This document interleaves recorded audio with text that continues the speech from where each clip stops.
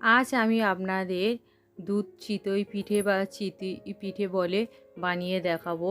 তো কতটা সুন্দর আর কতটা দেখতে সুন্দর হয়েছে আপনারা বুঝতেই পারছেন, কতটা নরম আমি কেটেও দেখাচ্ছি। তো এই রকম নরম দুধ চিতই পিঠে যদি আপনারা বানাতে চান তাহলে এই রেসিপিটা দেখে নিন। তো তার জন্য আমি একটা বোল নিয়েছি আর ওর মধ্যে আমি মেজারমেন্ট কাপ মেপে চালের গুঁড়ো, ভিজে চালের গুঁড়ো আমি নিয়েছি 2 কাপের একটু বেশি। আর ওর মধ্যে আমি ময়দা নেব হাফ কাপ, মেজারমেন্ট কাপ, আমার এখানে কাপের মাপ হলো 240 ml। তো তারপরে ওর মধ্যে আমি লবণ দিয়ে দেব স্বাদ মতো। এরপর আমি জল নিয়েছি, এই জলটা আমি একটু উষ্ণ গরম করে নেব। আর এখানে বেকিং পাউডার আমি দেব এখানে 1 চামচ। এরপর হাত দিয়ে ভালো করে সবগুলো আমি শুকনো উপকরণগুলো একটু ভালো করে এইভাবে ঘেটে নেব। তারপরে ওর মধ্যে আমি উষ্ণ গরম যে জল করে রেখেছি ওটা দিয়ে একটু আস্তে আস্তে হাত দিয়ে এইভাবে একটু করে নেব। তারপরে একটু যখন জলটা একটু দেওয়া হবে তারপর হাত দিয়ে ভালো করে এইভাবে একটু মেখে নেব, মেখে একটু কাদা কাদা মতো করে নেব। তারপরে ওর মধ্যে একটু জল দিয়ে আমি একটা ব্যাটার তৈরি করে নেব। এইভাবে একটু অল্প অল্প জল দিয়ে যদি আমি এইভাবে হাত দিয়ে একটু ভালো করে মেখে নেওয়া যায় তো তাহলে পিঠেটা কিন্তু বেশি ফুলবে। তো সেই জন্য একসঙ্গে কিন্তু বেশি জল দেওয়া যাবে না, অল্প অল্প জল দিয়ে একটু কাদা কাদা মতো করে প্রথম ভালো করে মাখবো, তারপরে পরিমাণ মতো জল দিয়ে একটু পাতলা করে নেব। আমার এই রকম ব্যাটারের ঘনত্ব থাকবে। এটা আমি আধ ঘন্টা রেস্টে রেখে দেব ঢাকা দিয়ে। আধ ঘন্টা রেখে দেওয়া হয়ে গেছে। এবার দেখুন ব্যাটারটা। তো এবার আমি চামচের সাহায্যে ঘেটে নেব একটুখানি। এখানে আমি মিনিট 2 মতো ঘেটে নেব।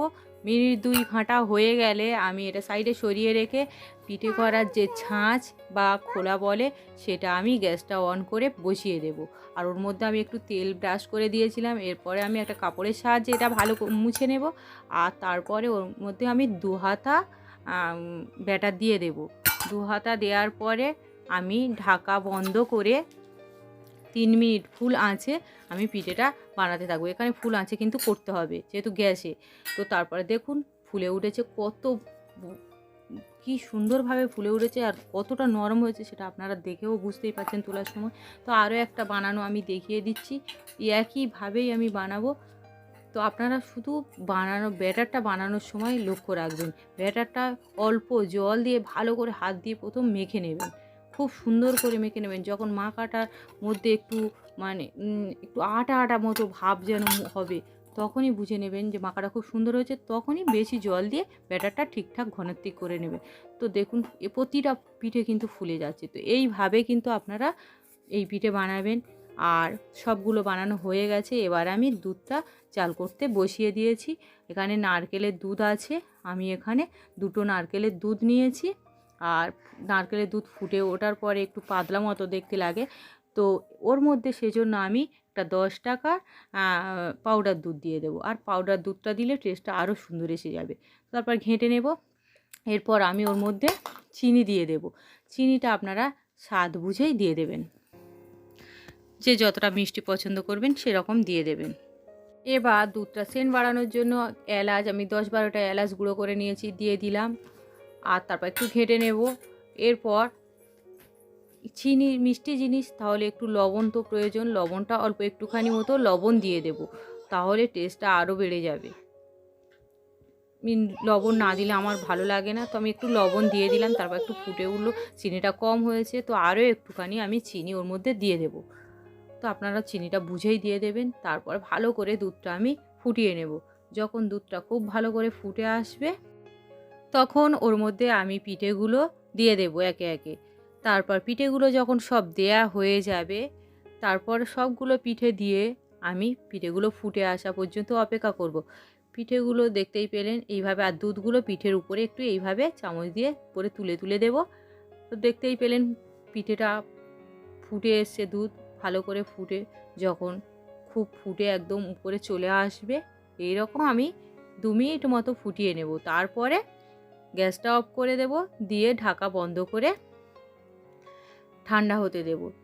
ঠান্ডা হয়ে গেলে তারপরে আমি পরিবেশনের জন্য সার্ভ করব। কারণ পিঠেটা একটু সময় যদি দুধের মধ্যে ভেজে আর ঠান্ডা হয় তাহলে বেশি ফুলে যাবে। দেখেই বুঝতে পারছেন কতটা বেশি ফুলেছে। তো আর কতটা সুন্দর দেখতে হয়েছে। তো এইভাবে আপনারা বাড়িতে দুধ চিতি পিঠে বানাবেন আর কেমন হয়েছে সেটা আমাকে কমেন্ট করে জানাবেন। অবশ্যই আপনার বাড়ির লোকেরা প্রত্যেকে এই পিঠেটা পছন্দ করবে। আর আমার এই রেসিপিটা যদি ভালো লাগে তাহলে আমার চ্যানেলকে লাইক, কমেন্ট, শেয়ার ও সাবস্ক্রাইব করে পাশে থাকা বেল আইকন প্রেস করে দেবেন, যাতে আমি পরবর্তী ভিডিও দেওয়ার সঙ্গে সঙ্গে আপনারা প্রথমেই দেখতে পান। আর একটা পিঠে আমি পিঠেটা আমি কেটে দেখাচ্ছি, দেখুন কতটা নরম হয়েছে। তো আপনারা এইভাবে কিন্তু বানাবেন, দেখবেন প্রতিটা পিঠে খুব নরম হবে। আর আপনারা যদি কেউ মনে করেন শুকনো খাবেন তো শুকনো অবস্থায় রেখে দেবেন। তো কতটা সুন্দর দেখতে হয়েছে। তো এইভাবে তাহলে আপনারা বানাবেন। আর এই ভিডিওটা বা এই রেসিপিটার ভিডিও আজকের এই পর্যন্ত থাক। দেখা হবে আবার পরের রেসিপির ভিডিওতে।